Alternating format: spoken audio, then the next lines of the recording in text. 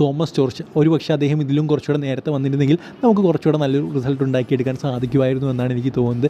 എന്തായാലും അദ്ദേഹത്തിന് കീഴിലുള്ള അവസാനത്തെ 5 മത്സരങ്ങൾ, അദ്ദേഹത്തിൻ്റെ ആദ്യത്തെ 5 മത്സരങ്ങളിൽ അദ്ദേഹം നേടിക്കൊടുത്തത് 3 വിജയം, 1 സമനില, 1 തോൽവി എന്നിങ്ങനെയാണ്. അതായത് 5 കളികളിൽ നിന്ന് 10 പോയിന്റ്. അവസാനത്തെ ഒരു സമനില എന്ന് പറയുന്നത് വിജയത്തിന് തുല്യമായ ഒരു സമനില തന്നെയാണ്. കാരണം 20ാമത്തെ മിനിറ്റിലൊക്കെ 10 പേര് വെച്ച് കളിക്കുക എന്ന് പറയുന്നത് ഭയങ്കര പാടുള്ള പരിപാടിയാണ്.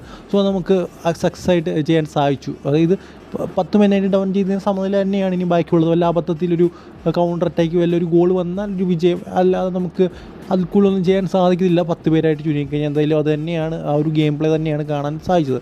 എന്തായാലും എടുത്തു പറയേണ്ട ഒരു കാര്യമെന്ന് പറയുന്നത് സബ്സ്റ്റിറ്റ്യൂഷൻ ചെയ്യുന്ന രീതി. അതായത് മിഗാൽ സ്റ്റാറയുടെ സബ്സ്റ്റിറ്റ്യൂഷൻ ചെയ്യുന്ന രീതി നമുക്കറിയാം. അതായത് ഇവൻ വേണ്ട, അതായത് സാധാരണക്കാർ നമ്മൾ കളി കണ്ടിട്ട് നമ്മൾ പറയുന്ന പോലത്തെ ഒരു സബ്സ്റ്റിറ്റ്യൂഷനാണ് മിഗാൽ സ്റ്റാർ ചെയ്യുന്നത്. ഇവൻ കളിക്കുന്നില്ല, ഇവൻ്റെ ഒരു ബോൾ മിസ്സാക്കി, ഇവനെ അങ്ങ് സബ്സ്റ്റിറ്റ്യൂട്ട് ചെയ്ത് അടുത്തവനെ ഇറക്കാം എന്നൊരു മെൻറ്റാലിറ്റിയാണ്. പക്ഷേ തോമസ് ജോർജ് അങ്ങനെയൊന്നുമല്ല. അദ്ദേഹം വളരെ കാമായിട്ട് ഇന്ന് ഭയങ്കരമായിട്ട് ചിന്തിച്ചിട്ടാണ് ഒരു സബ്സ്റ്റിറ്റ്യൂഷനൊക്കെ നടത്തുന്നത്. എന്തായാലും 3 കളി വിജയിച്ചുകൊണ്ട് അദ്ദേഹത്തെ പൊക്കി പറയുന്നതല്ല, വേണമെങ്കിൽ അങ്ങനെയും പറയാം, പൊക്കി പറയുന്നതാണെന്ന് പറയാം.